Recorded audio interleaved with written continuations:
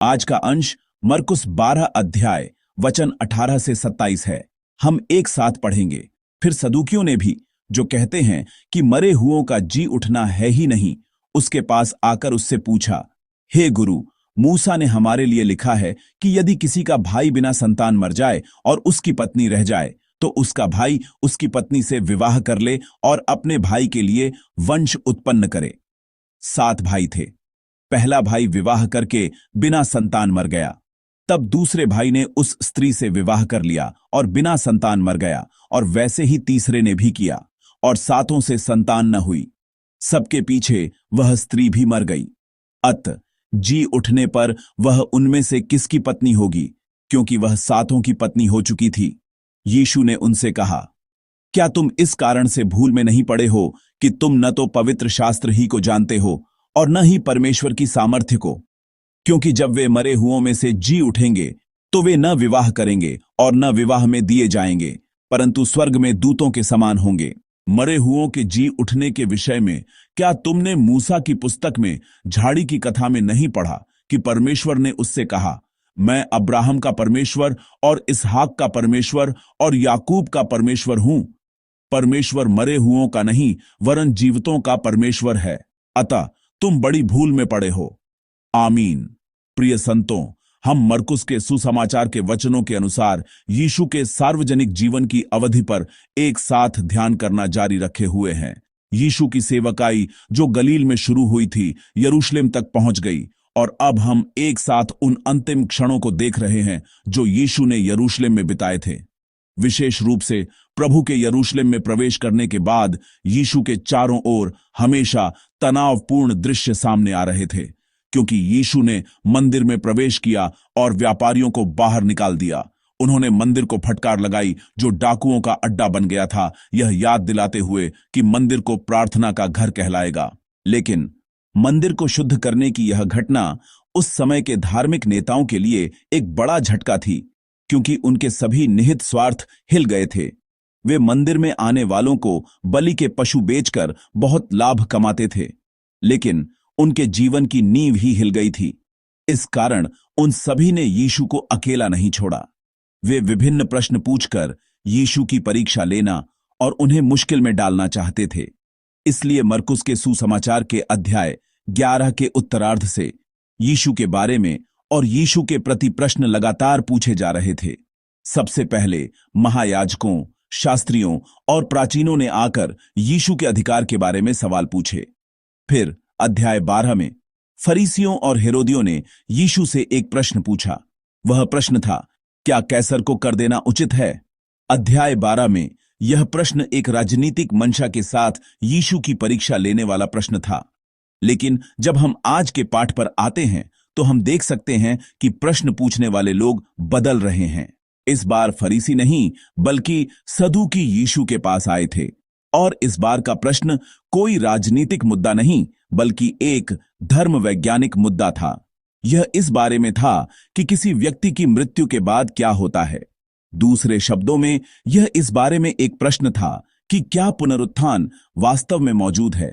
आज के पाठ अध्याय 12 पद 18 को देखें तो यह इस प्रकार लिखा है, फिर सदूकियों ने भी, जो कहते हैं कि मरे हुओं का जी उठना है ही नहीं, उसके पास आकर उससे पूछा। यानी मरकुस के सुसमाचार के लेखक मरकुस इस छोटे से वाक्य के माध्यम से प्रश्न पूछने वालों की विशेषताओं का उल्लेख कर रहे थे। सदूकी वे ऐसे लोग थे जो पुनरुत्थान में विश्वास नहीं करते थे। यह एक ऐसी स्थिति है जहां जो लोग पुनरुत्थान में विश्वास नहीं करते हैं, वे पुनरुत्थान के बारे में यीशु से सवाल कर रहे हैं। इसलिए आज के पाठ में सदूकियों द्वारा पूछा गया यह प्रश्न एक साधारण प्रश्न नहीं कहा जा सकता है, क्योंकि वे पुनरुत्थान में विश्वास नहीं करते थे।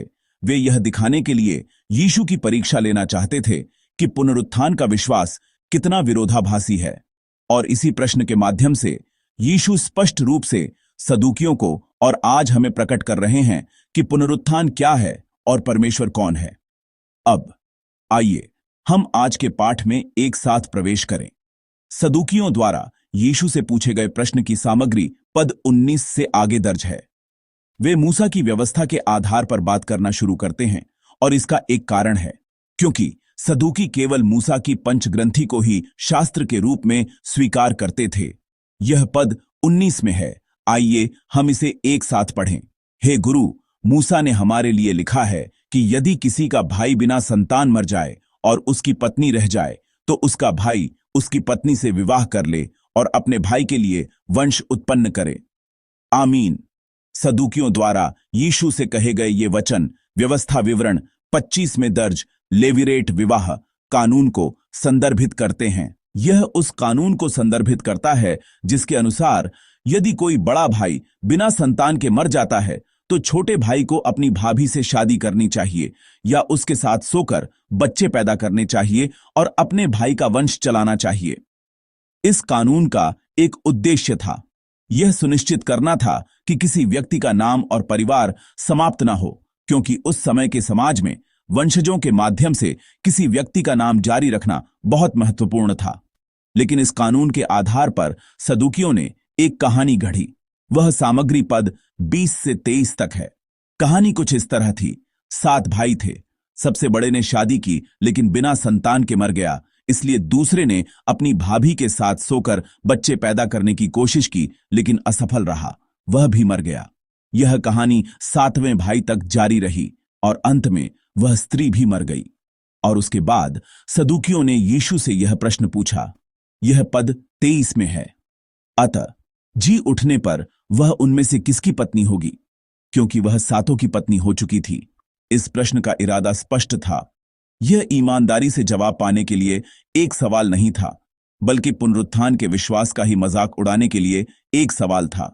क्योंकि सदूकी पुनरुत्थान में विश्वास नहीं करते थे, उन्होंने पुनरुत्थान के जीवन की व्याख्या अपने विचारों के अनुसार की। उन्होंने पुनरुत्थान को इस धरती पर हमारे जीवन के विस्तार के दृष्टिकोण से देखा। यह धारणा थी कि यदि कोई व्यक्ति फिर से जी उठता है, तो इस धरती पर उसके रिश्ते भी वैसे ही बने रहेंगे। इसलिए उन्होंने पुनरुत्थान के विरोधाभास को इंगित करने के लिए लेवीरेट विवाह के मामले का इस्तेमाल किया। लेकिन यीशु ने उनके प्रश्न का सीधे जवाब नहीं दिया। इसके बजाय उन्होंने बताया कि उनके प्रश्न का आधार ही गलत था। यह पद 24 में है। आइए हम इसे एक साथ एक स्वर में पढ़ें। यीशु ने उनसे कहा, क्या तुम इस कारण से भूल में नहीं पड़े हो कि तुम न तो पवित्र शास्त्र ही को जानते हो और न ही परमेश्वर की सामर्थ्य को? आमीन। यीशु ने सदूकियों की समस्या के बारे में 2 बातें कहीं। पहला यह है कि वे शास्त्र को नहीं जानते और दूसरा यह है कि वे परमेश्वर की सामर्थ्य को नहीं जानते।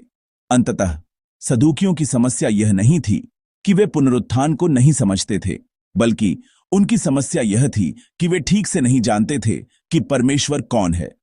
सदूकियों ने खुद सोचा था कि वे शास्त्र को अच्छी तरह जानते हैं, लेकिन वास्तव में वे परमेश्वर की इच्छा को ठीक से नहीं जानते थे, जैसा कि शास्त्र में बताया गया है। साथ ही उन्होंने परमेश्वर की सामर्थ्य को अपने विचारों में सीमित कर दिया था। उन्होंने जो परमेश्वर कर सकता है उसे मानवीय अनुभव और सामान्य ज्ञान के भीतर सीमित और आंक लिया था। इसलिए वे पुनरुत्थान में विश्वास नहीं कर सकते थे, क्योंकि वे इस तथ्य को स्वीकार नहीं कर सकते थे कि एक मरा हुआ व्यक्ति फिर से जी उठेगा। जो परमेश्वर कर सकता है उसे मानवीय समझ के भीतर सीमित करना, यही सदूकियों की समस्या थी। लेकिन यीशु ऐसे सदूकियों से पहले परमेश्वर की सामर्थ्य के बारे में इस प्रकार कहते हैं। यह पद 25 में है। आइए हम इसे एक साथ पढ़ें। क्योंकि जब वे मरे हुओं में से जी उठेंगे, तो वे न विवाह करेंगे और न विवाह में दिए जाएंगे, परंतु स्वर्ग में दूतों के समान होंगे। आमीन। यीशु यह साबित कर रहे हैं कि पुनरुत्थान के बाद का जीवन हमारे द्वारा अनुभव किए जाने वाले जीवन का एक साधारण विस्तार नहीं है।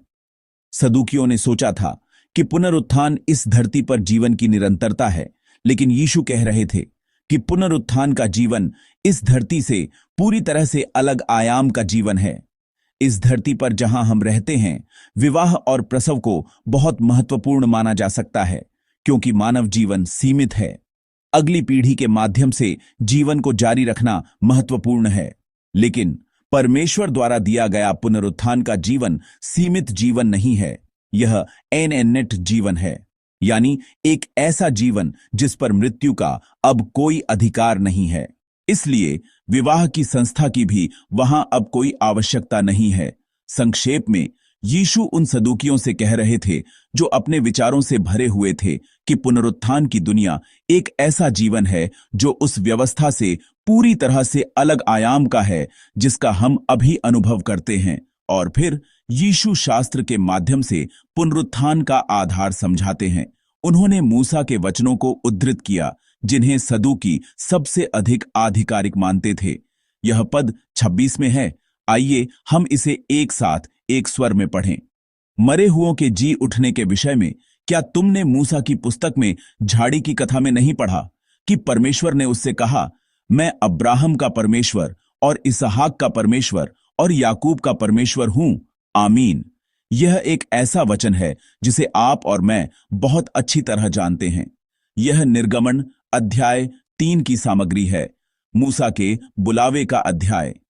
निर्गमन अध्याय 3 को देखें तो एक दृश्य है जहां मूसा जलती हुई झाड़ी के बीच परमेश्वर का सामना करता है। वहां परमेश्वर ने मूसा पर खुद को प्रकट किया और उससे इस प्रकार कहा, मैं अब्राहम का परमेश्वर और इसहाक का परमेश्वर और याकूब का परमेश्वर हूं। लेकिन दोस्तों, यदि आप इस वचन को ध्यान से देखें तो वास्तव में जब परमेश्वर ने मूसा से ये वचन कहे तो अब्राहम, इसहाक और याकूब बहुत पहले ही दुनिया छोड़ चुके थे। उनके बाद मूसा के जीवन में सैकड़ों साल बीत चुके थे। फिर भी परमेश्वर ने खुद को प्रकट करते हुए कहा कि वह अब्राहम, इसहाक और याकूब का परमेश्वर है। प्रभु के ये वचन एक बहुत ही महत्वपूर्ण घोषणा कहे जा सकते हैं, क्योंकि ये वचन दिखाते हैं कि परमेश्वर के साथ बना रिश्ता मृत्यु के साथ समाप्त नहीं होता है। परमेश्वर ने उनके नामों का उल्लेख करके कहा कि उन्होंने उन लोगों को नहीं छोड़ा जिनके साथ उन्होंने वाचा बांधी थी, उनकी मृत्यु के बाद भी।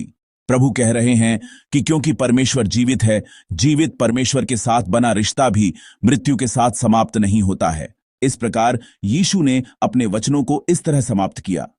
यह पद 27 में है। आइए हम इसे एक साथ एक स्वर में पढ़ें।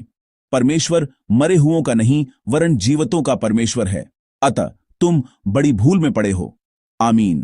प्रिय संतों, आज इस पाठ के माध्यम से एक बात है जिस पर हमें फिर से विचार करने की आवश्यकता है। यह उन सदूकियों की समस्या है जिन्होंने आज प्रभु से प्रश्न पूछा। उनकी समस्या केवल यह नहीं थी कि वे पुनरुत्थान में विश्वास नहीं करते थे। उनकी असली समस्या यह थी कि परमेश्वर में विश्वास करने का दावा करते हुए भी उन्होंने परमेश्वर की सामर्थ्य को अपने विचारों में सीमित कर दिया था। उन्होंने सोचा कि वे शास्त्र को जानते हैं, लेकिन उनकी समस्या यह थी कि वे ठीक से नहीं जानते थे कि परमेश्वर कौन है। इसलिए उन्होंने जो परमेश्वर कर सकता है उसे केवल मानवीय अनुभव और सामान्य ज्ञान के भीतर आंका, और इसलिए वे अंततः पुनरुत्थान को स्वीकार नहीं कर सके। अंततः सदूकियों की असली समस्या यह नहीं थी कि वे पुनरुत्थान के बारे में नहीं जानते थे, बल्कि यह थी कि परमेश्वर में विश्वास करने का दावा करते हुए भी उन्होंने परमेश्वर को अपने विचारों में सीमित कर दिया था। लेकिन दोस्तों, यह रवैया सिर्फ सदूकियों का ही नहीं हो सकता है। शायद यह आज हमारा भी रवैया है। हम भी कहते हैं कि हम परमेश्वर में विश्वास करते हैं। हम यह भी स्वीकार करते हैं कि परमेश्वर जीवित है, और हम यह भी कहते हैं कि हम बाइबल के वचनों को जानते हैं। लेकिन हमारे वास्तविक जीवन में ऐसे समय होते हैं जब हम अपने विचारों से यह आंकते हैं कि परमेश्वर क्या कर सकता है। आज के सदूकियों की तरह ऐसे भी समय होते हैं जब हम अपने विचारों से समस्याओं को देखते हैं और परमेश्वर को यह कहकर सीमित करते हैं, परमेश्वर यह नहीं कर सकता, परमेश्वर इसे पूरा नहीं कर सकता। उन समस्याओं का सामना करना जिन्हें हम अपने विचारों से हल नहीं कर सकते, और एक ऐसी वास्तविकता को देखकर जो तर्क संगत या तार्किक रूप से सोचने पर भी बदलती नहीं दिखती, निराश होना या परमेश्वर पर अविश्वास करना, यह कुछ ऐसा है जो आप और मैं दोनों में है। यह सब बाहर से तो परमेश्वर में विश्वास करने का दावा करना है, लेकिन वास्तव में यह हमारे विचारों में परमेश्वर के काम करने की संभावना को सीमित करना है।